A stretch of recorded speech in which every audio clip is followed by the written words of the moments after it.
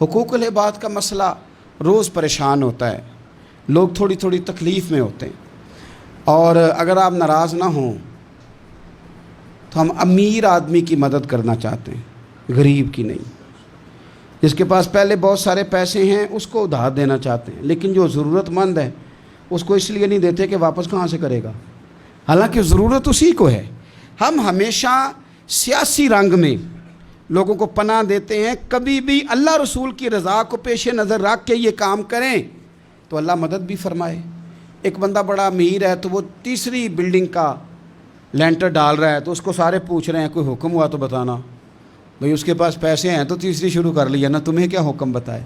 لیکن ایک بیچارہ ایسا ہے جس نے کچا چھت ڈالنا ہے اور اس کی دیواریں جا کے چھت کے قریب کھڑی ہو گئی ہیں، اس کے پاس پیسے کوئی نہیں کہ وہ چھتیر لا سکے، بالے لا سکے، اس سے جا کے کوئی پوچھنے کو تیار اس لیے نہیں ہوتا کہ یہ تو میرا مطلب ہے واپس کیسے کرے گا۔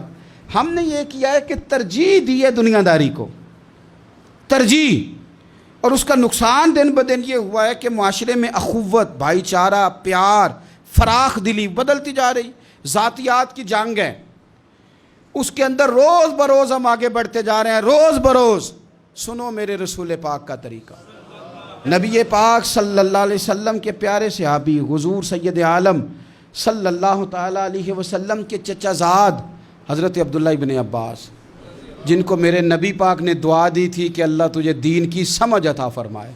اس امت کے سب سے بڑے مفسر قرآن، مفسرین کے امام حضرت عبداللہ ابن عباس رضی اللہ تعالیٰ عنہ مسجد نبوی میں اعتکاف بیٹھے ہوئے ہیں، حضور کے روضہ انور کے پاس اعتکاف بیٹھے، کریم محبوب علیہ السلام کے قدموں میں۔ ایک بندہ اندر آیا مسجد میں تو آ کے پریشان ہو کے بیٹھ گیا۔ حضرت عبداللہ ابن عباس اعتکاف میں تھے، اٹھ کے اس کے پاس گئے، بھائی بڑے پریشان ہو، کیا ہوا؟ تو بندہ رو پڑا، کہنے لگا مجھے صاحب مزار کی عزت کی قسم، مجھے حضور سید عالم کی حرمت کی قسم، میرے ذمے ایک بندے کا حق آتا ہے، میں نے قرض دینا ہے پر میں مجبور ہوں، میں دے نہیں سکتا، میں تکلیف میں ہوں، کوئی نہیں ہے جو مدد کرے، کوئی نہیں ہے جو ساتھ چلے، میں دینا چاہتا ہوں پر دے نہیں پا رہا، مجبور ہوں۔ وہ تیری آنکھ ہو یا سنگ ملامت کی چبھن، کون پہنچا ہے میرے درد کی گہرائی تک، درد کی گہرائی تک۔ اور دور شہرت میں تو یاروں نے کیا یاد بہت، ساتھ آیا نہ کوئی کوچے رسوائی تک، ساری عمر ہی آٹا گد ہے، لکھاں کیتے نہیں پیڑے، اب وقت آیا ہی تے محمد بخشا، کوئی نہیں ہو بیٹھا نیڑے۔ اب کون پوچھتا ہے، کوئی قریب نہیں۔ اعتکاف میں بیٹھے حضرت عبداللہ ابن عباس، تو آپ اس بندے سے کہنے لگے میں اگر تیری اس بندے سے بات کروں تو کوئی تیرا کام بنتا ہے؟ اس نے کہا حضور دیکھ لیں۔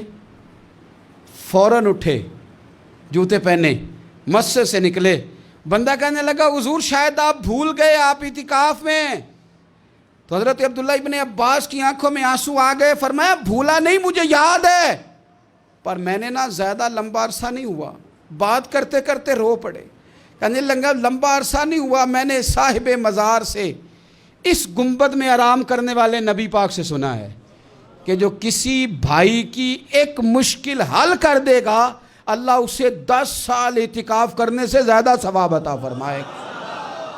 10 سال کے اعتکاف سے اللہ زیادہ اجر عطا کرے گا۔ میں نے زیادہ عرصہ نہیں ہوا، ابھی لمبا عرصہ نہیں ہوا، میں نے حضور سے سنا، ابھی لمبا عرصہ نہیں ہوا، نبی پاک سے یہ بات میں نے خود سنی ہے کہ جو کسی کی ایک مشکل حل کرے 10 سال کے اعتکاف سے زیادہ ثواب ملے گا۔